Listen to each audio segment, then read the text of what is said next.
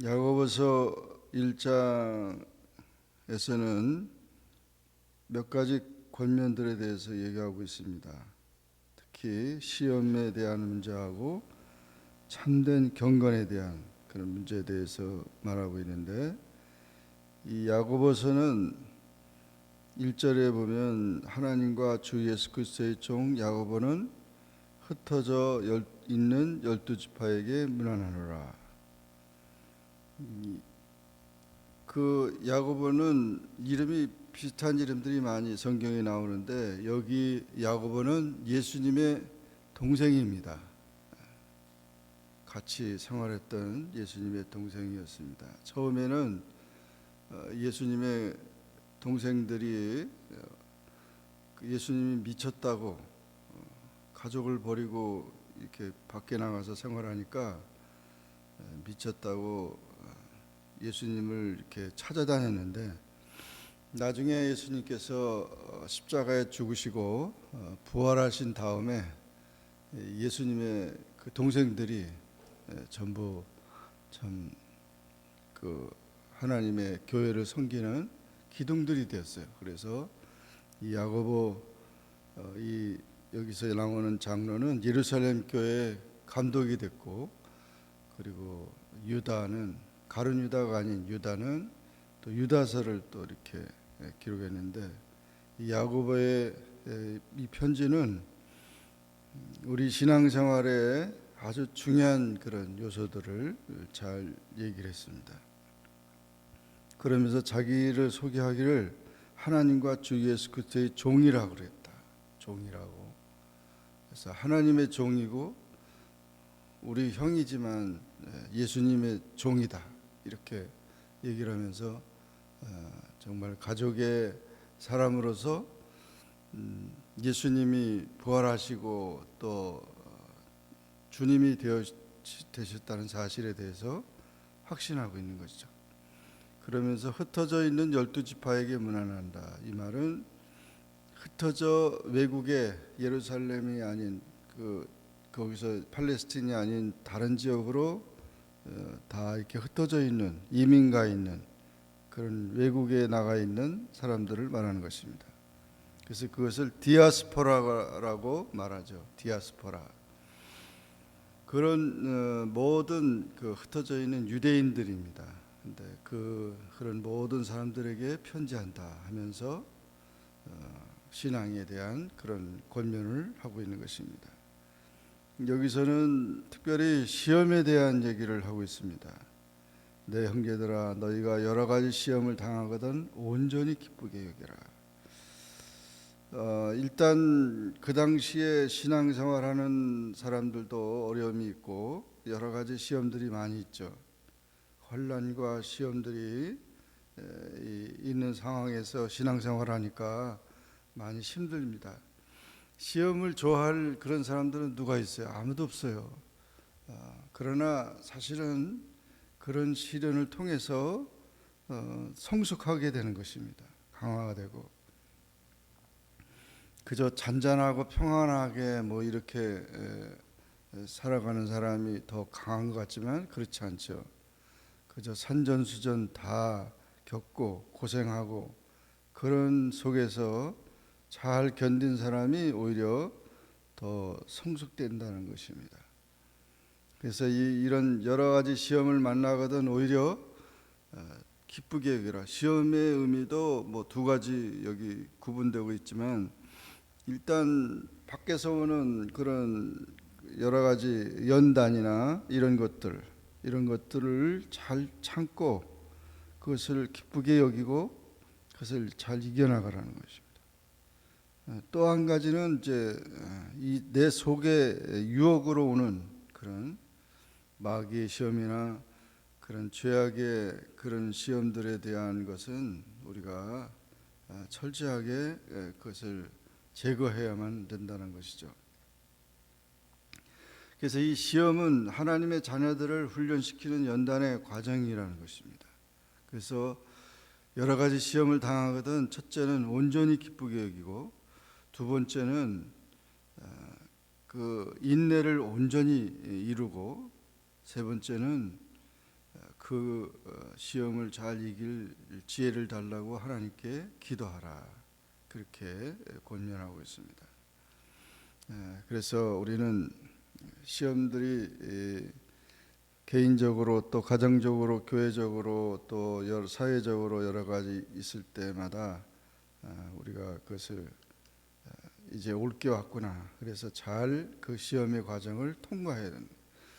이것은 테스트를 말하는 거죠. 그래서 시험의 과정을 통과해야 대학에 입학이 되는 것처럼 또 인생의 모든 삶에 앞으로 나가는 그런 과정이 되는 것처럼 기쁘게 여기라는 것입니다. 두 번째는 인내를 온전히 이루라는 것이, 잘 참아야 된다는 것입니다. 시험의 때는 잘 참아야 돼요. 너희로 온전하고 구비하여 조금도 부족함이 없게 하려 함이라. 이 참는 것은 모든 덕의 여왕이라고 말했습니다. 그래서 인내를 온전히, 신앙생활은 인내하는 것입니다. 그래서 잘 참고 그 모든 시험들을 이겨나가야 합니다. 잘 참지 않는 산모는 아기를 낳을 수가 없죠. 참다가 못 참아가지고 요즘에는 뭐 다 수술로 나지만은 그 참을 고통, 그 고통을 참음으로 인해서 생명이 탄생하는 것처럼 이 참음은 오히려 우리에게 귀한 것을 이제 생명을 얻게 하고 성장하게 하는 것입니다. 기쁨을 주게 하는 것입니다. 인내가 어떤 굴욕이 아니고 어떤 신앙 안에서 우리가 하나님의 뜻을 기다리면서 기도하면서 인내하는 것은 반드시 유익을 가져온다는 것입니다. 우리를 온전케 하는 것입니다. 온전케 하고 성숙하게 한다. 또한 이 시험을 참는데 이제 필요한 것은 기도입니다. 기도하면서 시험을 이겨나가라는 거죠. 긍정적으로 시험을 받아들이라는 말을 하고 참으라는 말하고 그 다음에 그 시험을 하나님 앞에 기도하라는 거죠. 조금도 의심하지 말고 믿고 기도하면 하나님께서 그 모든 것을 해결해 주신다는 것이죠. 그래서 이와 같이 두 마음을 품어 모든 일에 정함이 없는 자로다.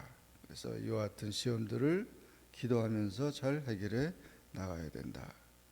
9절 이하에서는 우리가 물질로 오는 시험들도 있습니다. 낮은 형제는 자기의 높음을 자랑하고 부한 자는 자기의 낮아짐을 자랑해라. 사람이 살아가면서 이 물질 문제 때문에 갈등과 또 많은 그런 시험과 또 그런 차별이 있습니다. 그런데 여기서 권면하는 것은 낮은 형제는 자기 높음을 자랑하라. 가난한 자는 자기 높음, 뭐가 높으냐? 하나님의 자녀가 됐다는 것을 감사하라. 하나님의 자녀. 그래서 가난해도, 육신적으로는 가난해도 나는 하나님의 자녀다. 얼마나 높아진 거냐 이거죠. 또 부한 형제는 자기의 낮아짐을 자랑하라. 부가 우리에게 이제 편안함은 줄지 모르지만 진정한 행복을 줄 수가 없는 거죠. 자기 낮아짐을 자랑하라. 겸손하고 오히려 부한 것을 나눠주고 어려운 자들을 돌보고 이런 것이 돼야 되는데 그 풀의 꽃과 같이 지나가고 해가 덥고 뜨거운 바람이 불면 풀을 말리고 꽃이 떨어지고 그 모양의 아름다움이 없어진다. 부한 자도 그 행하는 일이 이와 같이 세자느니라. 그래서 부도 그렇게 금방 없어지게 된다는 거죠. 그 당시에 그 지역에는 시로코 열풍이라고 사막에서 들어오는 그 열풍이 있는데 그 열풍이 한번 불어오면은 다 농작물이 다 죽어버린다는 거죠. 그렇게 사라져 버리고 만다는. 그러므로 부를 자랑하는 것처럼 어리석은 자가 없습니다. 그래서 부한 자는 자기의 낮아짐을 자랑하라는, 자기의 낮아짐을 오히려 겸손하고 오히려 그와 같은 마음을 가지라는 것입니다.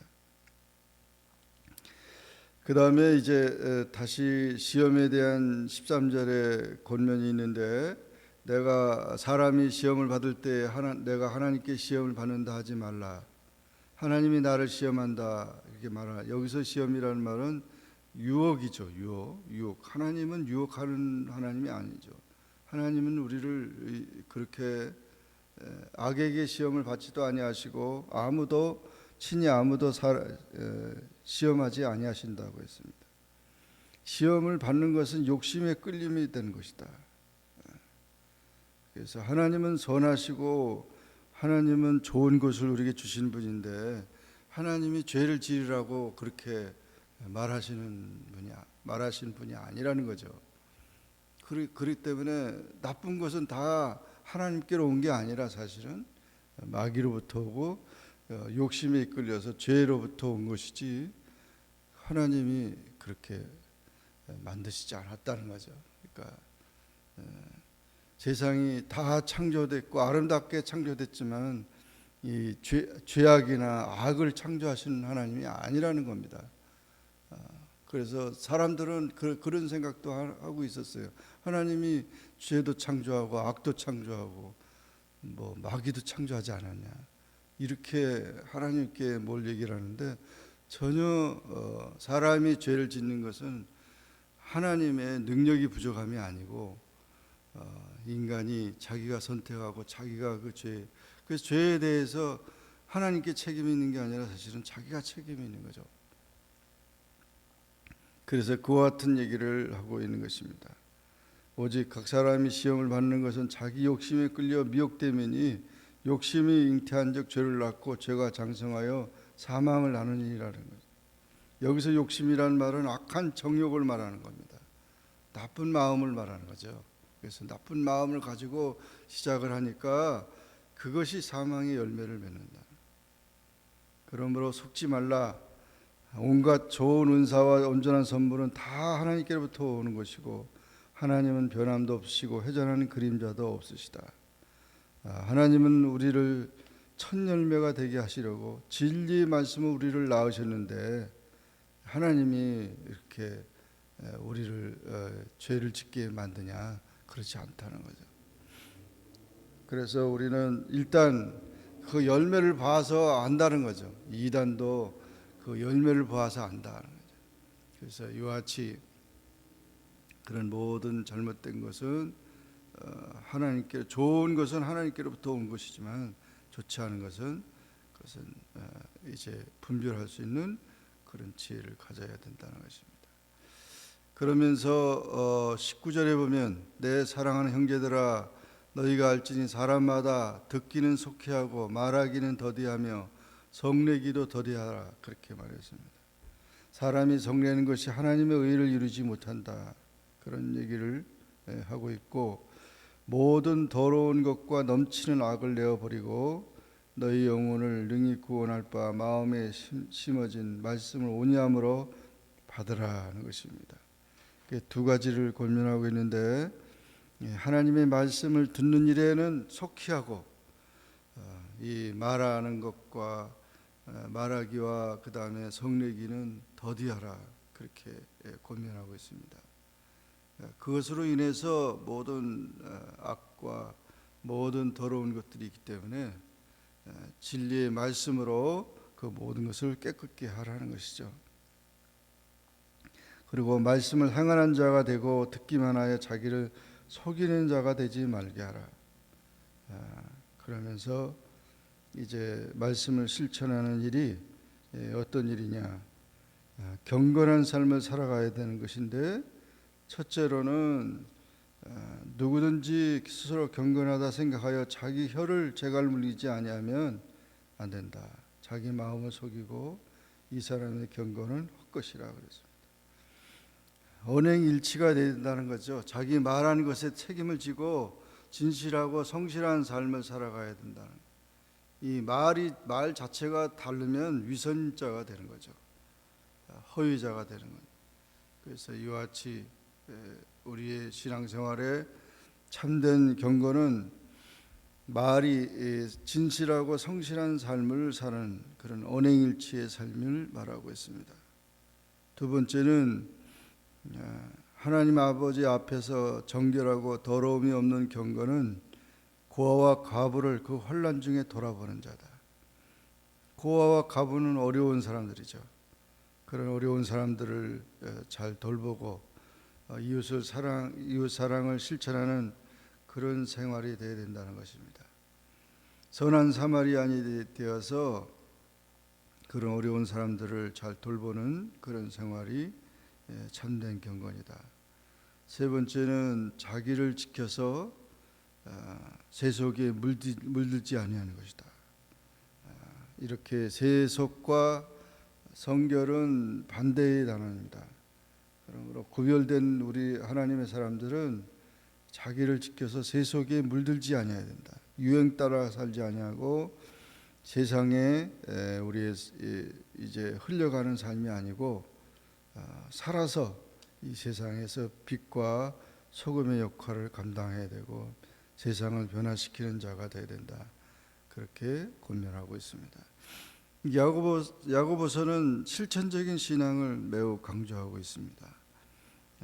그래서 이와 같이 여러 가지 구체적인 그런 권면들을 하고 있는데 오늘도 우리는 이 말씀을 기억하면서 우리가 세상을 살아갈 때 시험받는 모든 일들을 통해서 긍정적인 면과 부정적인 면이 무엇인지 깨닫고 또 참 신앙을 지켜가는 우리의 삶이 되기를 주의 이름으로 축원합니다. 기도하겠습니다. 주님 감사합니다. 오늘도 기도하게 하시고 주의 말씀을 상고하게 하시니 감사합니다. 야고보서 1장의 말씀을 통해서 정말 우리가 이 세상을 살아가면서 많은 시험들을 만나는데 우리가 부정적인 면과 긍정적인 면을 잘 판단하고 또한 인내하며 기도하며 참 믿음을 가지고 하나님의 뜻에 순종하여서 승리하는 우리의 삶이 될 수 있게 도와주시기를 원합니다. 예수님의 이름으로 기도하옵나이다. 아멘. 하늘에 계신 우리 아버지여, 이름이 거룩히 여김을 받으시오며 나라에 임하옵시며 뜻이 하늘에서 이룬 것 같이 땅에서도 이루어지이다. 오늘날 우리에게 일용할 양식을 주옵시고 우리가 우리에게 죄진 자를 사하여 준 것 같이 우리 죄를 사하여 주옵시고 우리를 시험에 들게 하지 마옵시고 다만 악에서 구하옵소서. 대개 나라와 권세와 영광이 아버지께 영원히 있사옵나이다. 아멘.